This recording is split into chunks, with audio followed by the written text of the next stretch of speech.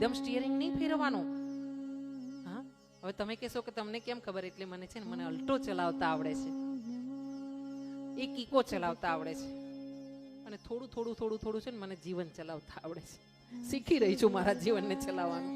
હા, એટલે મને છે ને ભગવાને થોડીક ગાંડી છું આના પાછળ, પણ મને ગાડી ચલાવતા ભગવાને શીખવ્યું છે.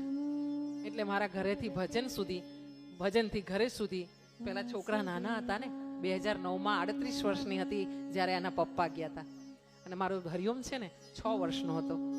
કોઈ લઈને ચાલવા વાળું નહોતું, એટલે હિંમત કરીને ગાડી લીધી. ગાડી લીધીને જ્યાં આમ સેલ માર્યો ને, એટલે ગાડી કાનમાંથી ધુમાડા નીકળે, મધુબેન પગ ધ્રુજે, મારાથી નહીં થાય, મારાથી નહીં થાય. પછી હનુમાનજીને સોંપ્યું. હનુમાનજી, ભજન કરવા જવું છે, ભાગવત કરવા, કોણ લઈ જશે રોજ રોજ? અડધી રાતે આવવાનું કોણ સાચવશે મને? પછી અલ્ટો લીધી, અને આજે છે ને હનુમાનજી એવી રમરમાટ લઈ જાય મારો રથ, કોઈને એમ ખબર ન પડે. બોમ્બે જાઓ, ડાકોર જાઓ, અમદાવાદ જાઓ, પણ હું એવી એટલી નિયમથી જાઉં છું. સંધ્યાકાળ થાય એટલે ગાડી મૂકી દેવાની, અને જરૂર હોય તો જ ગાડી કાઢવાની, નહીંતર બસમાં આરામથી. મોદીજી છે ને એ બહુ સારા વ્યક્તિ છે કે મને આરામથી લઈ જાય છે ગાડીમાં, બસમાં, એટલે બસમાં જતી રહો. આવો, આ વાત એટલે કરી રહી છું કે જે બહેનો કદાચ હિંમત હારી ગયા હોય જીવનમાં, હા, કારણ કે ઘરનો સ્તંભ તૂટે છે ને ત્યારે શું તકલીફ થાય છે ને, સ્તંભ તૂટવાથી આધાર જતો રહે છે ત્યારે, એ મને ખબર છે. હિંમત કરવાની,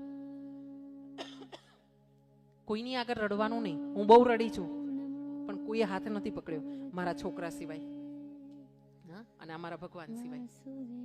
અમારું સંગીત છે ને, એમ કહેવાય ને, સુર કે શ્યામ સહાય કરે તો ઓર સહાય જરૂરી નહીં. હા, એટલે મારા સુરના શ્યામે જ મને સહાય કરી છે. બાકી મેં કોઈની આગળ રડી હઈશ ને તો કોઈ એમ નથી કીધું કે બેન તું ભૂખી છે ને, તારા છોકરા ભૂખ્યા છે. મેં કેટલાય દિવસ ભૂખ્યા કાઢ્યા છે મધુબેન.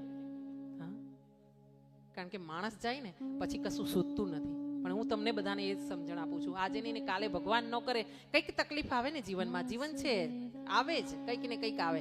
હિંમત નહીં હારવાની, આગળ વધવાનું.